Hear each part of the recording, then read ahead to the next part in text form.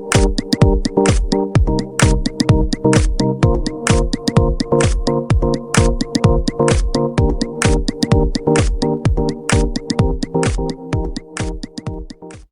might have noticed that when we're in first gear, our speeds were kind of low and you probably wanted to go faster.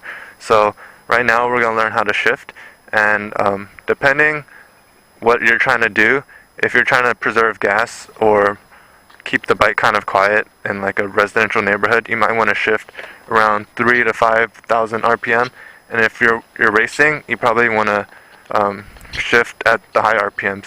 So right now we're going to go into first gear, and then we're just going to gain momentum, and when you feel ready, we're going to let go of the gas, pull the clutch in, click to second gear, and then add a little bit of gas and release the clutch. You can also stop while you're in second gear. You can just pull the clutch in and come to a complete stop, and to start over again, you can push the shifter down back to first gear. Now I'm going to shift in second gear. So we're going to go to first, and then when we've got enough momentum, we're going to let go of the gas, pull the clutch in, go to second, add gas, and release the clutch. And when you're good enough, you can do that in one fluid movement.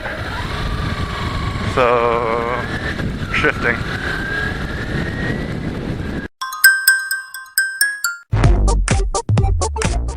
You might have noticed that when you're shifting from first gear to second gear, the RPMs would be going high, and when you shift it, it would drop back down.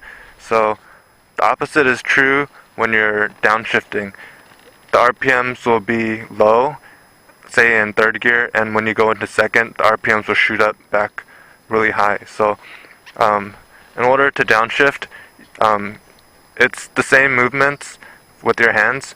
You're going to release the gas, pull the clutch in, go to the lower gear, and then you're going to add enough gas to compensate for the RPM difference, and then while releasing the clutch. So I guess you don't have to think about it too much, but you can just add gas. You don't have to think about how much RPM to put. I'm going to go to third gear and then downshift to second.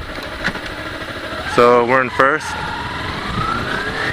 second, third, and by downshifting we're going to limit the speed of the bike, so it's kind of like braking. So I put it down to second, and now I'm in second.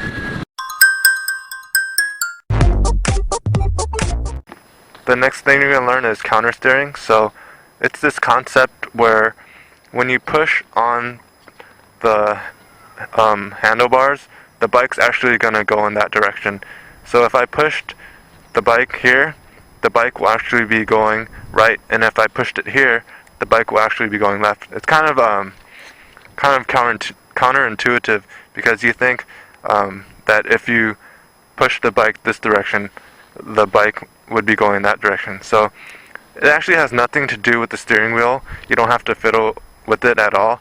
You can just use your palm and push on the handlebar right here, and the bike will go in that direction, and use your palm here and push it that way, and the bike will be going in that direction. So I'll just demonstrate that for you.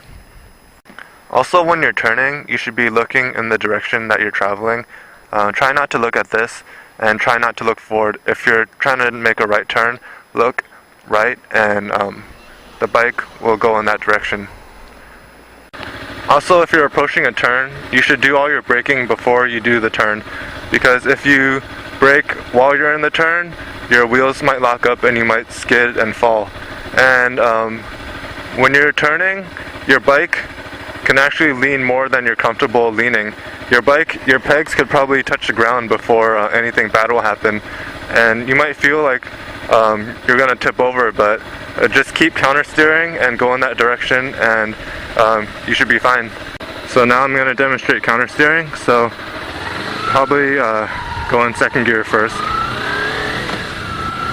and make sure you have enough space to on the left and the right. So I'm going to push on the right side, and my bike's going to the right. I'm going to push to the left, and the bike's going to the left. So I guess here's this corner right here. I'm just gonna use my right hand and I should be able to go around it.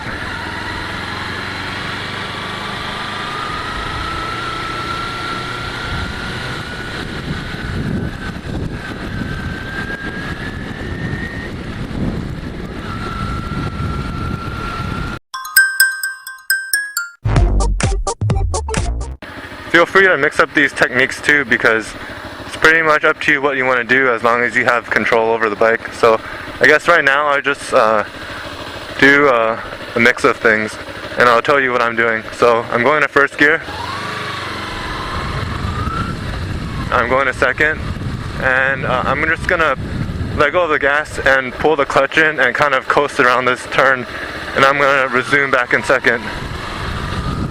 And then I can go to third, and I can also downshift to slow down. I'm in second now.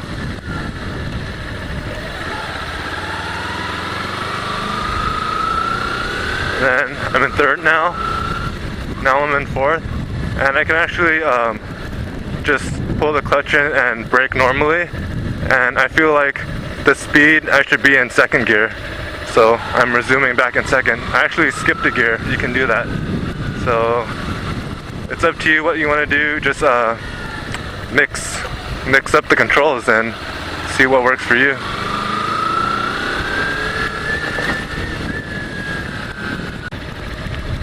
To turn the bike off, come to a complete stop.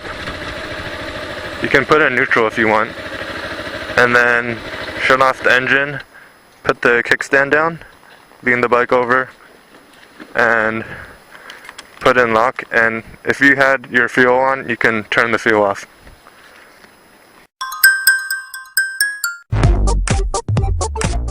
Congratulations, now you know how to ride a motorcycle. So hopefully this video was helpful, and if you learn how to ride a motorcycle through this, please thumbs up, subscribe, or just share about your experience in the comment section below.